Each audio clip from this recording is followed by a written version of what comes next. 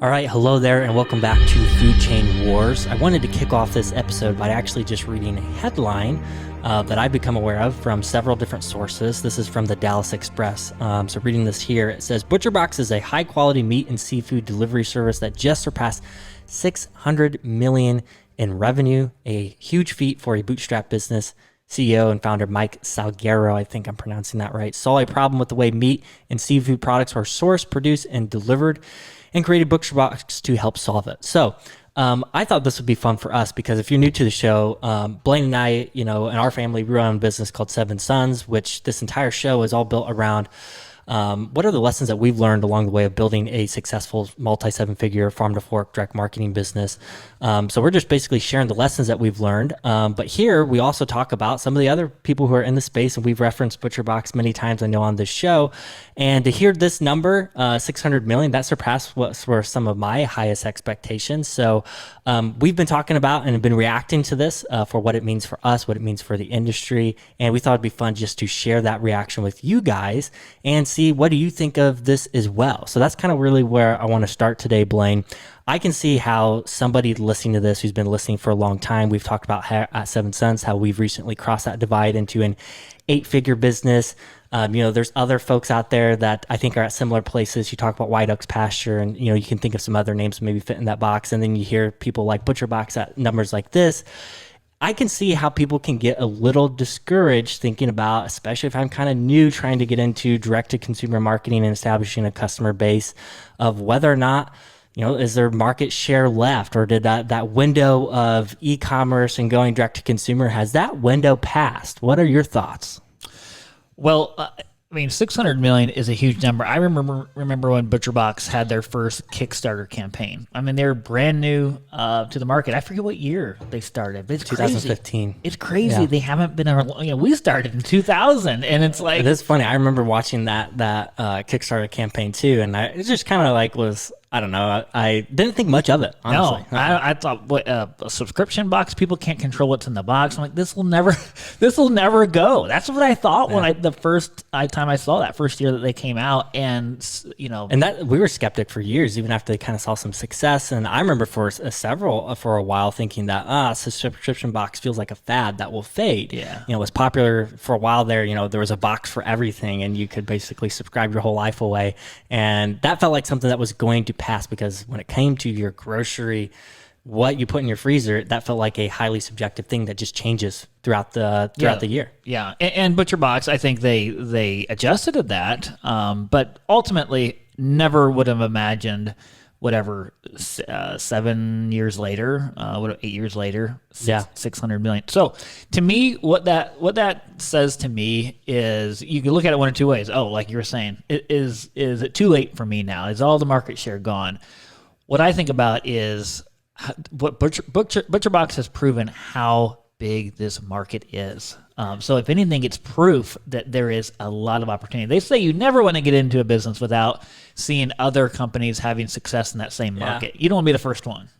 Hearing the a number like this is actually a really good time to get retrospective and kind of look at yourself in the mirror, because it's a good way to audit, do I have abundance thinking or do I have scarcity thinking? Yeah. Because when you hear a number like a competitor in your industry, is that something like this, that's either going to be exciting to you, or that's going to be very discouraging and intimidating, and could be enough to make you kind of throw in the towel. That belief is very important to how you're going to behave for the future, what type of decisions you're going to make when it comes to serving your customers. Yeah. So it's really important to me when I heard the number, and this is really, goes into discussions we've had about, players like ButcherBox and a lot of other large funded venture capital companies that are out there. We got excited about it because it validated to us that this market is huge. And to us, ButcherBox has helped train a lot of people to buy meat products online. At the end of the day, it's really easy to get inside your bubble and feel like this is just a normal thing that people do.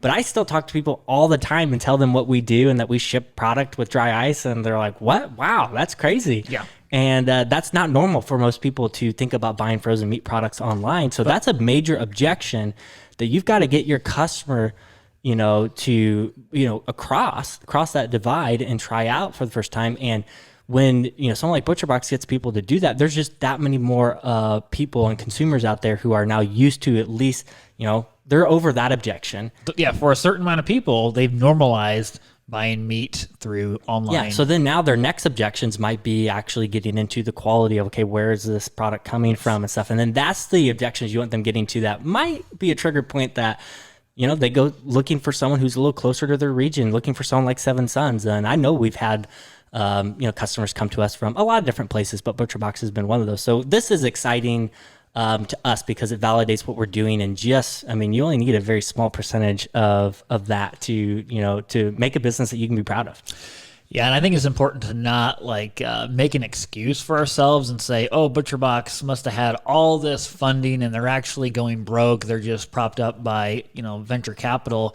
And there are many companies that compete for, purchasers of grass-fed beef online that are like that. But ButcherBox really wasn't one of those. They truly did scale something profitably without going and getting a bunch of investors involved. Yeah. So just to continue on the reaction and maybe some thoughts that might be on your mind as you're listening, I wanted to get your take here too. So in the email that you may have read as you came and found this video, I wrote a quote from the great Chinese general, Sun Tzu, I think that's how you pronounce it. And he wrote the book, Art of War.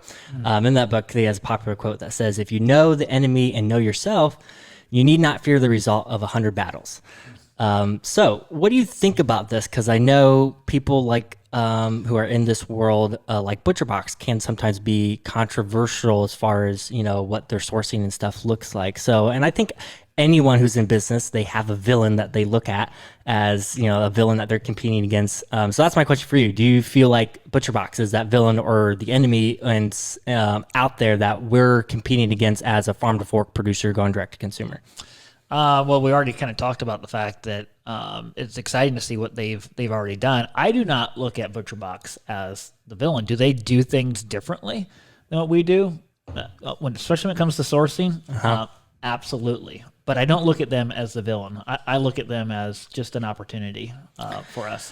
And I think either way, where you fall on that side of the equation, I think the most important thing is to not let the fact of someone that you're competing against in the industry who maybe does things different and not the way that you do it, don't let that overshadow lessons that you can learn if they're maybe several steps ahead of you, because it can be easy to get frustrated and get in this point of saying, you know what, their success is only because they cut the corner here or they do this thing different than I do and I do it the right way, and if I was doing it like them, I would have the success that they have. That is something you have to be very careful when you say that, because it's easy to make that correlation, and many times that correlation is not true or the reality of the situation of why they've gotten to where they've gotten at the end of the day. So I see people do this with, I don't want to keep naming specifically ButcherBox. I see it for a lot of other examples out there, but I see people who will do this, who just come to the equation that, you know what, all these people are getting ahead of me because they're cutting corners and I'm doing it the right way, and that's the only reason. Where, for us, I know I've actually had some of that thinking before, where at the end of the day, I think the reason why companies like ButcherBox can be out there and have taken so much market share is because it came down to the fact, and in fact, I'm gonna talk about an article here in a little bit, where Mike actually talks about this, but it's the founder. Mike, the founder, talks about they started ButcherBox because farms are too hard to buy from. Yeah, and that's why they have been successful. That's why they've captured the market share. That is the primary reason. I love what you say, Brooks. It's so easy to just make an excuse for yourself. And I forget who has the quote, but I think it's Michael Hyde, our business coach. I remember him saying that, the minute we make an excuse for ourselves, at that very moment is when we've given up all the power to make positive change in our life or in our business. And so it's so easy to just default to those excuses. We talk about the term we must deny our helplessness. Yep. So let's not be helpless here. Because I think of ButcherBox and I think, okay, they're at 600 million. Seven Sons isn't close to there. And most of the farm listening aren't anywhere close to that. And so you might be thinking, is there really opportunity? I've been in business for maybe 10 years. And I'm really struggling. And I think we have to ask, like, what can we learn? Like, what do we need to do differently? Yeah, there's nothing new under the sun. Answers are out there for whatever problem that you're facing that's keeping you from growth or the goals that you have. So this is something we hold ourselves accountable to. We want to do that for you guys as well, and keep this focused around what can we learn. So kind of shifting into that, Mike actually wrote a LinkedIn article. I know that you and I read a few months ago and talked a lot about, but he actually unpacked, it's a short article, but he actually unpacked kind of this milestone of 600 million and what have been the major breakthroughs that have led to building this business with very little funding involved. And he talks a lot about something that he refers to as an arbitrage, which is actually a concept. I had heard it the first time from him, but it's, I guess, a concept I researched it later that's been out there. Do you want to introduce the concept of kind of what alleviates or what the definition of an arbitrage? Well, it's leveraging something that has a unique window of opportunity, I think. Yeah, I actually have exactly how give a definition of how he defined it on after here. I heard it, it's like, yeah, we use some of those over time. Yeah, so he has, let's see. So a classic arbitrage is when you see value in something that no one else does, or you bring something like spices or tea from one part of the world to another. So something that's highly scarce, something that is novel or maybe nuanced, that you found a breakthrough in and everybody else was ignoring it. Yeah. So I often correlate this back to a term that we have used a lot more often, which is guerrilla marketing. So guerrilla marketing is that's just, again, bootstrapping things and finding things that work just by hitting the pavement and doing things that other people just aren't either willing to do or wouldn't think of doing. So it's the creative side of marketing. So the big thing about an arbitrage is that you have this window of time where you will get exponential results from your marketing investment. So the effort of time or either money that has to go into, funding or fueling that arbitrage, you have this window of time where your returns are just exponential and you can get breakthrough growth.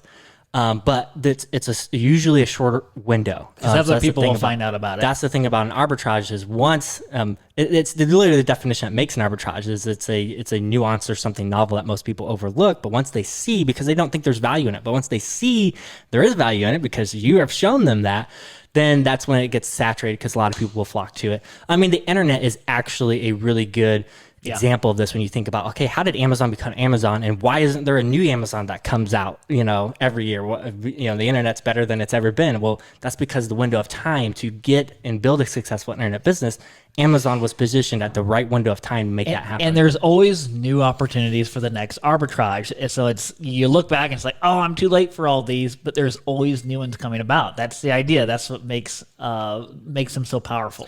So I want to talk just about a few of their examples, and then I know we've actually been looking back in our business and we've thought of some examples of, well, hey, this actually we did years ago that really helped us out. That's kind of an arbitrage. It's not so relevant today, but back then it was awesome. So that's the thing. Even in this article, Mike writes that, I'll give a big disclaimer, he's going to share these things, but you got to remember that if you try to recreate these things today, you're not going to see the results that they saw. So the first one was actually their Kickstarter campaign.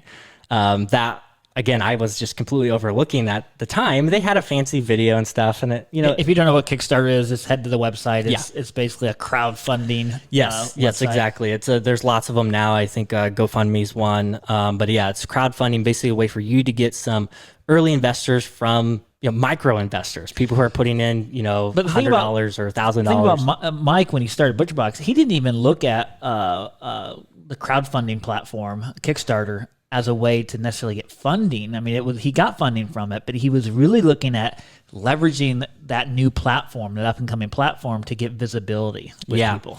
So I'm not going to read the whole article. You guys can go there, but basically, essentially, to grossly summarize, they knew that there was a way. Kickstarter had this thing called Kickstarter Verified, that once you got this badge, when you create a Kickstarter campaign for whatever project that you're funding, usually when you create your project, you put in a video and kind of describe, okay, what's your business idea, what's the product, and what's a goal for what you're trying to raise.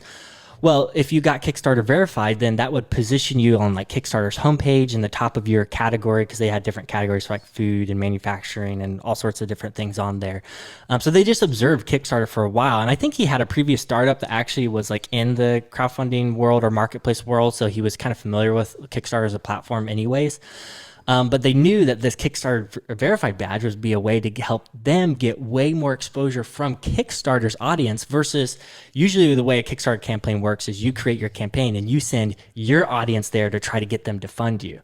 So they realized that they saw that most people who were getting the verified badge were people who were actually achieving far more than what their fundraising goal was in a short time period. So like right after the launch, if you just raised money really, really quick, that was a way where Kickstarter was using that as a big indicator of like, oh, this is a really successful project. Yeah. And they also knew if you knew somebody at Kickstarter, that was another way to get a badge. So just looking at some of his bullet points, they basically made a goal of like raising 25,000 instead of what their goal was actual goal was 100,000 what they wanted to raise. So they put the goal though on their Kickstarter campaign is 25,000. So they emailed their list ahead of time, prepping them, letting them know, hey, we're going to do this Kickstarter campaign. It's really important for you to get in early. So they kind of like gave them a little bit of a... Well, and they kind of lined up some funders out there. And they made sure before the Kickstarter campaign went live that there was going to be people guaranteed. Yeah. And I know like I've listened to Mike tell this story on different podcast interviews and stuff. So this article I'm reading might not have the full details in there, but that's essentially what they did. And then what else did they do? They did it. They got I think it was in 36 hours, they like achieved 205. This is what I'm reading on here, 205,000. So they got Kickstarter verified. I think they emailed Kickstarter ahead of time too, just to ask for tips and stuff on how to do this, to make sure Kickstarter was aware of them. They were doing their best to make sure that Kickstarter knew that these guys are serious and they're here and they're ready to do this. So they basically hacked and gamified Kickstarter and got Kickstarter's audience. Once you get the verified badge, they're on the homepage and stuff, then they're getting all this visibility from Kickstarter's audience. And then part of their campaign was pre-selling subscriptions. So that was part of the benefit too, is they were a subscription company. So they were pre-selling people on signing up for a 1 month or a 3 month subscription. So there they had their first like few thousand customers, like day one off customers. To the races there. Yeah. I think of, Brooks, another company regionally to us was a company called Green Bean Delivery. They leveraged Groupon when it first came out. Yeah. And they did it really well. Then Groupon got really saturated, became just kind of a gimmick to get low priced items, a coupon service basically. But earlier on, Groupon had a lot of authority. People looked at it, had a great audience. And I know that Green Bean Delivery, blew up their business because of their timing using it. And this is why, like, if there's a great book out there about somebody who wrote a book just making an observation about Amazon called the Bezos Letters.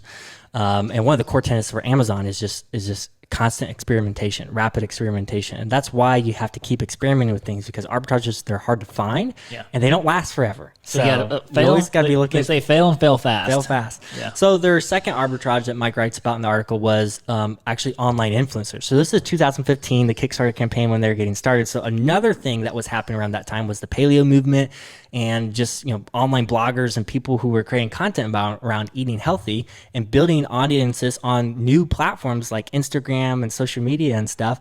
Well, it was early enough for those influencers too, where they actually weren't monetizing their audiences very well. People who had 500,000 email subscribers on their list, they were mostly just maybe monetizing if they had a blog, getting some advertising revenue from the traffic that was hitting the blog, but that was about it. Yeah. So, and I think Mike, his wife had a family health crisis. That's why they got into, eating grass-fed meat and things like that anyway. So they were kind of familiar with following some of these people in that space. So they actually emailed as many influencers, like paleo influencers, as they could, to their Kickstarter campaign. They got a lot of visibility from there as well, but then they actually partnered with those early influencers to have them promote the product. Yeah. And they didn't have a lot of funding. Again, 200,000 in the grand scheme of things, when you look at the startup world, isn't a lot. So they didn't have a way to like pay them for sponsored posts or anything, which is a lot of ways that influencers will charge for things, especially probably at that time. So what they did is, because they're a subscription box company, they just gave them a rev share of like $15 per box per month, something like that. Yeah. So that was a way for them to not have to put upfront cash for partnering with these influencers, but rather have them just get skin in the game for the success. So they were really able to basically hook onto influencers during a certain window where they weren't monetizing these audiences really well. So that those influencers, I'm sure, looked at that as like, wow, this is an incredible opportunity for me to be able to actually monetize my audience and promote something that they were interested in. Now today, influencers have really wised up, and they are they are charging a premium for post and links. So it's different now, but that was just a timing window that ButcherBox saw, that Mike saw, and he took advantage of it. We live in a world where everybody knows the value of having an audience, and everybody wants to be a social media influencer. And in fact, people who have 5,000, 10,000 followers now, they're trying to monetize those things as early as they can. That's the goal for why people get into it now. So this is a very, very different world than what it was. So another window of time where they were able to hook onto that. I think the third one Mike talked about, we don't have to talk about this for long, but was a Facebook ads, video ads specifically. So this is just a lesson on being observant. They noticed that Facebook's algorithms seemed to be their newsfeed was making a shift towards prioritizing video content. Yep. This is probably as Instagram's getting more popular, YouTube's getting more popular. I don't know when TikTok started, so maybe that had some influence. But either way, Facebook was making this shift towards video. That was their guess. They didn't know that for sure, but they just were observing, and that's what they thought. So their Facebook ads that they were running, they started shifting their ad creative to video content. So I remember this too. And as you start to read the article, I remember actually seeing all this stuff as it was happening, but they were doing all these unboxing videos and stuff. If you've been around long enough to follow ButcherBox, they'd have influencers do these unpackaging videos. I think they even got Mark Sissons to do a delivering unpackaging video. But then they ran ads on those really hard. And that was a window of time where they thought, okay, if Facebook's trying to move in this direction for their algorithm, they're probably going to give you a better ROI on your advertising dollars to make it go further because the algorithm's prioritizing that content as well. And they were right. And there was this window of time. It didn't last, I don't think, as long as maybe some of these other advertisers. I think they were in a position at that point to really leverage that narrow window of time that they could do that with Facebook's algorithm. I see the same thing happening right now, Brooks, with YouTube. They came out with their YouTube Shorts to compete with Instagram. And people that do YouTube Shorts, they get a lot of visibility and a lot of traction. Now that will go away over time. Well, identifying new trends, in fact, I talk about this with some of my buddies, but there was I don't know if you remember, and maybe you don't if you're watching, and you might, but there's a platform called Vine for a small window of time. Do you remember Vine? Yes, I do. It's long gone now. I think somebody bought it and now it's not even really a thing, but there were people who became very popular influencers like Logan Paul and all sorts of people, are some of the biggest influencer names out there on YouTube and stuff, that were literally, they became stars from just something that was new. Vine was this new platform that was growing. Now they don't even touch Vine with their content. So that's, again, another example of the power of finding these windows of time where you can really capitalize on stuff. So these are the examples. We'll leave a link to the article that Mike wrote for you to read the full thing, because I think it is very intriguing and interesting to learn from. Blaine, what are, I know you want to just start this conversation of some of the things that we have looked at in our past of where we found some examples of arbitrages that have been a nice window for us. Yeah, on a macro scale, like a high scale, which everyone kind of knows this, but our timing was good with the evolution of the internet, the market, and our focus on digital marketing and on using the internet early. Like that has been,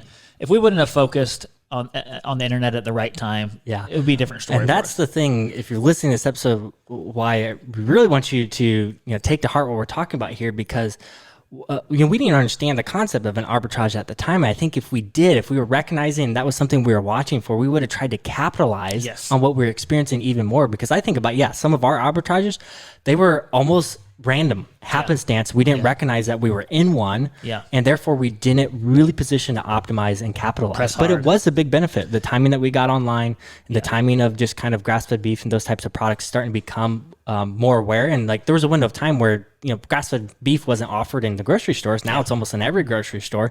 So when it wasn't, though, people were turning to the internet to find those things. So we actually gained a ton of SEO value from traffic that was hitting our website in the early days, and that's a big contributor, I think, today of why we get so much organic traffic that we do. Well, and I think our so a combination here, another arbitrage was it's a weird, we did a combination of our buying clubs and a combination of leveraging link building on different food directory websites. So you actually did a talk on that. Do you want to explain how that really was something that we... So this is our closest example and of hijacking, ButcherBox hijacked Kickstarters. We hijacked local food directories. So eatwild.com, rawmilk.com, local harvest, there's tons of online food directories out there. A lot of states and regions will have online food directories. So this is something early in our days. This is even before I was involved, where it's kind of like one of your first online marketing things you were doing was you had a goal for like an entire year to get a listing on a new online food directory every single because we were looking at our Google Analytics and we're looking where is website traffic coming from, and it's like we're getting all this website traffic from one single listing from eatwild.com. It was when Eat Wild was, if you search grass-fed beef back then, it was the top listing. It was getting hundreds of thousands of hits a day. Yeah. So again, someone else's audience. So once we recognized that, we approached Eat Wild and said, hey, look, we've got a listing for people to see where our farm is at, but we also deliver to all these, we're doing buying clubs at the time, all these 50 different pickup locations across a 5-state area. Can we list these on your site as well? So going from one listing to 50 listings overnight, all going to our business, and like in 5 states too. So because Eat Wild had a directory where you clicked on your state, and that's how you're kind of getting, it was an exponential improvement on visibility. It was a 200x improvement. Well, I don't know. I mean, I think we had 1,000. We had basically probably 1,000 or 500x visibility on Eat Wild than the average farm had on Eat Wild during a time where Eat Wild was getting all the traffic for grass-fed beef. So that was again a window. But then we doubled down on this. I mean, we were sourcing products to get on certain food directories like realmilk.com is a directory for raw milk. We didn't sell raw milk; it wasn't something we were into, but we actually started selling raw milk cheese, so that allowed us to get a listing on their not directory. just one listing, 50 listings, a listing for each buying. And they were getting a ton of traffic too at the time. So we just rinsed and replaced that strategy to just get, and this was a huge SEO play for us too, because we got a bunch of backlinks coming to our site from other sites that had been around for a long time and had a lot of credibility with Google. So then not only did we siphon all of that traffic off, but we also just boosted our credibility with Google as well. So our organic traffic went up at the same time. So talk about things that just played on several different trigger points. But that really was when people always ask, how'd you guys get your first 100 customers? How is Seven Sons what it is today? And sometimes it's hard to actually reflect and go back and remember, where did the early customers come from? Yeah. That was a big contributor. So it's a combination of the internet. It was a combination of having those buying clubs so that we could multiply our listings. And it's a combination of obviously using those listing sites and I think to create the arbitrage. Really important as you're listening to maybe this episode, don't get discouraged that, that arbitrage, it's not those sites still get traffic, not nearly what they get today. You can still do that. It's not a bad practice to have listings out there. When you're getting started from scratch, you need any traffic that you can get to your site. Yes, it's something that's worth the time to do, but you're not going to get the visibility that we gained from it from the early days. But that's the thing. Arbitrages, they come and go. There's one out there right now for your business that we haven't discovered yet that you've got to find it. So that's the power of experimenting with new things. So don't get discouraged. This is actually how the stock market works. The stock market is just a bunch of arbitrages. You're finding value. How you win in the stock market is you find value in a stock, in something that nobody else finds value in, that you have belief that it's going to go up over time. So that's the whole way that you trade and get a return in the market. I think Warren Buffett has a quote, it's probably a lot more elegant than what I just said, based off of that whole concept. So don't get discouraged. There's an arbitrage out there waiting for you to uncover. Start experimenting and experiment with things, especially if you're early on, don't have a lot of capital to experiment on paid stuff. That's where this is even a bigger opportunity for you, because if you can try to experiment with things that just require your time, and this is why it's really important to create time and availability to focus in on marketing, because you've got to experiment with some new stuff. Yep. Any other examples, Brooks, or those are kind of the main ones that I mean, I know that was a big one for us. I think we also, ButcherBox, you can kind of put this into a large arbitrage, but they found this is really just the model of their business. They knew that local farms were hard to buy from. I think Mike even talks about in one of the articles I was reading that, he was buying product for his wife and stuff, and he was having to buy like half beef, whole beef, and just talking about how the whole process is so complicated. He was going to a grocery store or a parking lot meeting, taking paper bags of meat home, and he was just like, this looks shady. This is crazy. This is what the hoops be a better way I have to jump through. And that created a $600 million business. But that opportunity there was there for all of us farmers who were doing direct consumer marketing at the time, if you wanted it. But we just didn't recognize and see it. We kind of all were in our bubble of thinking, well, this is, if I want to sell direct consumer, you want to buy from a farm, this is how it works. And Brooks, but that's what led to our arbitrage of local food listings and buying clubs, because we got to the point where we understood the biggest barrier that was separating our farm from our customer was one thing. It was inconvenience. We were inconvenient. We weren't very visible. We weren't very accessible. And we solved that with the internet and pickup locations. And then we just doubled down and found an arbitrage based on that. The whole concept of convenience is foundational. As humans, we want things to be easy. We want life to be easy. So that principle will always be there. There was certainly a window of time where, like, if you can make some small steps towards convenience, it had an exponential return for you where, there's just more players now. So the standard for convenience continues to climb and go up. So that's why you cannot ignore this, because that is still there. But certainly I would call it a business model arbitrage that it feels like that we found. It's still something that exists. But, if you could have gotten 20 years ago, the standard of convenience was just different. So you got to look at what's the standard for convenience today, and you've got to at least shoot for that or go beyond it. So there's always new opportunities out there. I love the quote by Jeff Walker. He asks the question, when's the best time to plant an oak tree in your backyard if you want a nice big oak tree? Well, the first best time would have been 40 years ago. The second best is today. Yep. So, well, I hope this reaction has been helpful. We'd love to hear your reaction as well, not just to what you think of ButcherBox and their growth, but also what's an arbitrage, if you can think of retrospectively in your business, that you found that created return in time. We'd love for you to share that in the comments, just to help each other out, to maybe jumpstart some brainstorming on where we can all go when it comes to experimentation. So leave us a comment. If you're new to the show, you enjoyed this episode, we'd love it if you left us a review. That's the best way to contribute to what we do here and make this content possible and happen and get in front of more people. So we'd love it if you took time to do that. If you have an idea for a future episode, head over to foodchainwars.com. You can leave Blaine and I a voicemail. We'll listen to those and take that feedback to hopefully brainstorm and come up with some content that's helpful for you guys. So thanks a lot for watching, and we'll catch you next time.